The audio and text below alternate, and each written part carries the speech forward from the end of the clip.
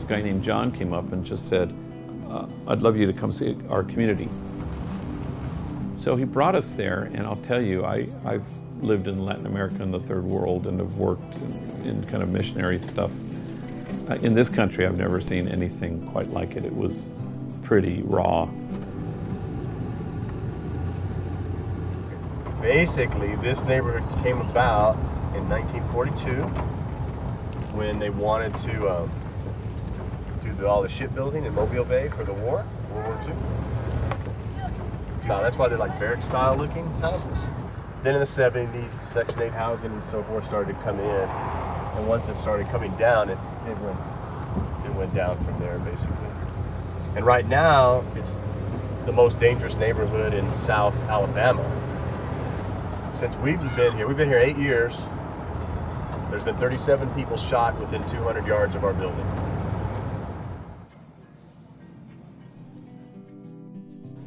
It was powerful. So then this relationship has continued, and usually there's somebody who had been there before who brings more folks.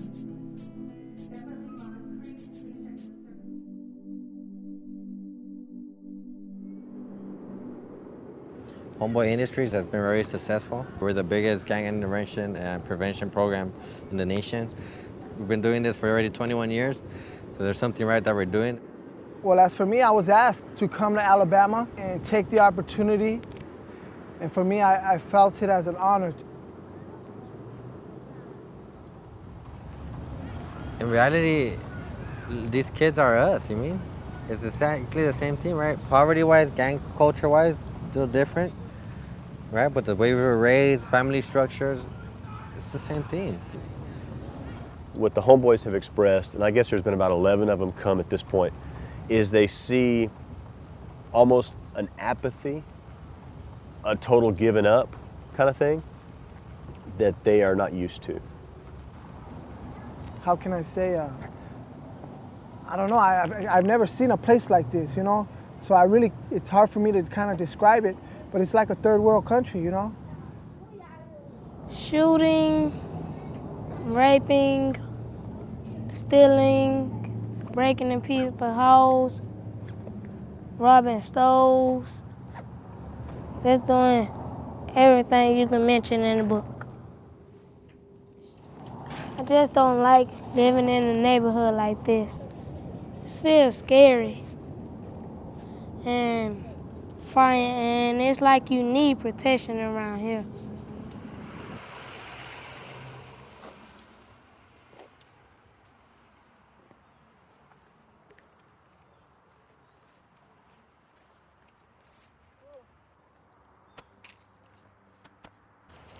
Let me tell you my nickname for Third Ward, Del Valley. This street we're on right now, the very same street. My uncle got killed on this street, but around that corner. I was just lost. That's when I start getting more into on a gang bang and all that stuff, wearing blue flags and all that. That was October 15, 2007. And what scares me, and also the Homeboys echo this fear, is that they're trying really hard to take it to more and more of an LA standard. But I think it would even hit us harder here because of the impoverished conditions. This is it. This is where it's at, you know what I mean? The ghetto. The drug sales, you know. This is my life and I accept the way it is, you know what I mean? And if you're not responsible or you don't have an education, you fall deep into this type of life, drug sales or in the gang. But it's all a dead end. All a dead end.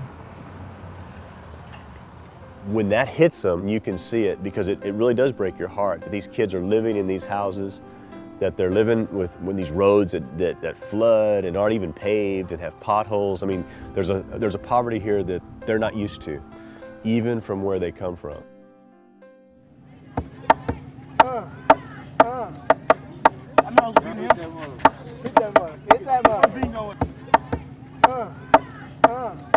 I remember when they first spoke at our place in the village, we had quite a few teenagers there, and when they found out that we were bringing in former gang members, they were all excited. Oh yeah, you know, they're all like, yeah. And then when they found out that they were Latinos, right, they were like, oh man, those guys are essays, and they don't know nothing. And I said, I tell you what, guys, just go in there and listen to their story, and then come back and tell me what you thought. Let's go, let's go, let's go, let's go!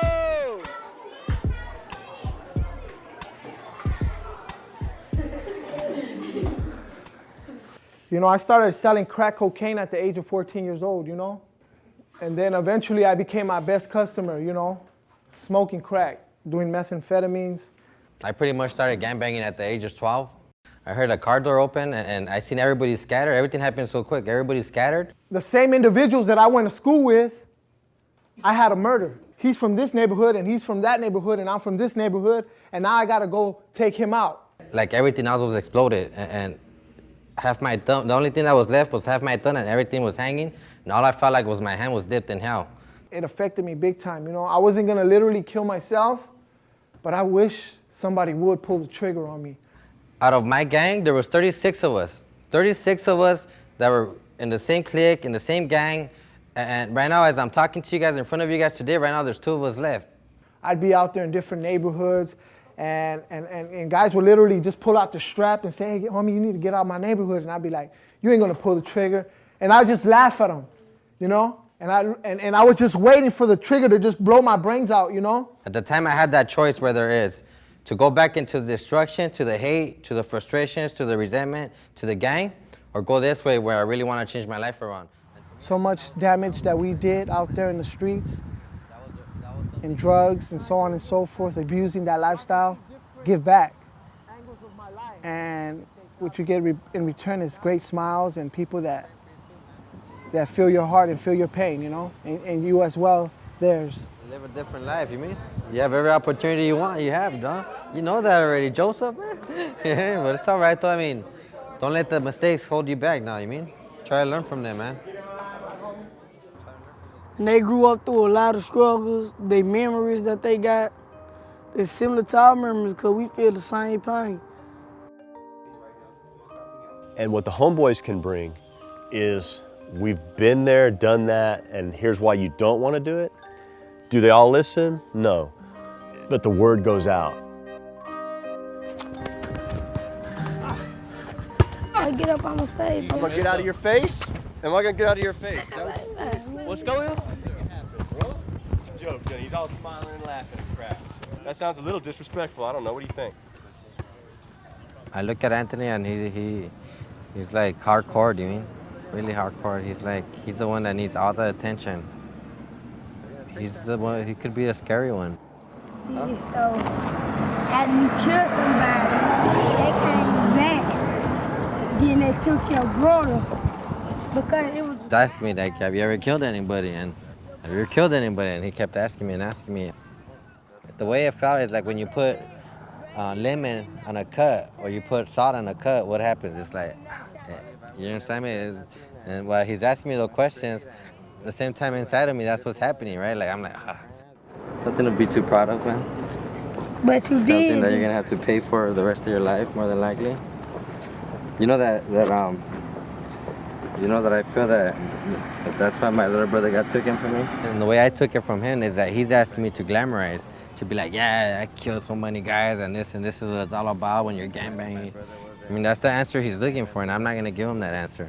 Because you killed somebody, then they came back looking for you, then they killed your brother. He's being led by somebody who has been misled himself. When somebody themselves been misled and they're telling the youth and they're telling this is what it's about living, right? When it really isn't, because in reality this lifestyle only has 2 destinations to it. If somebody goes to do the rest of their life in prison, is he living his life? No. What's happening to him? And I think it's kind of good for me because he's reminding me at the same time that I also need a lot of work to do. And I think I need that from certain people, and he's one of the guys that actually does that to me, which is, to me, it's kind of like it's a trip to me, man. How's this 13-year-old, right? He's making me open my eyes even. I mean, he's also a teacher himself.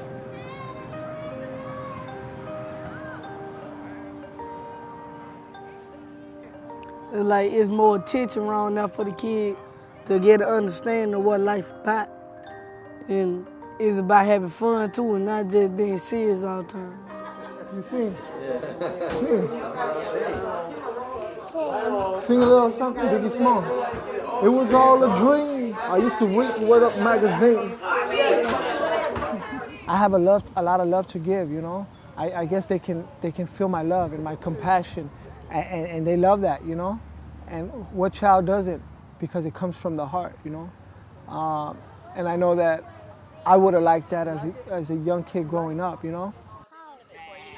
Okay. And then I'll show you how to do it. All right. Yes. You want it black all the way or red? Red, right? I want both. Okay, do red now. Yeah. Whichever one you want it to be, keep that straight. Okay? There we go. All right. Thank you, huh? I was never able to do the things that I wanted to do as a teenager. You mean like arts and crafts or nothing like that. I wasn't like, get away, you better miss me with that. That's the way I would be though, you mean? Why? Because I was portraying that macho image. I was portraying that mask of showing people something else that I really wasn't. Yeah, right, there you go. Do it again like the way you're doing it. A lot of these kids are only teenagers right now, you mean? And do you think that they live teenage years the red one, I'm sorry.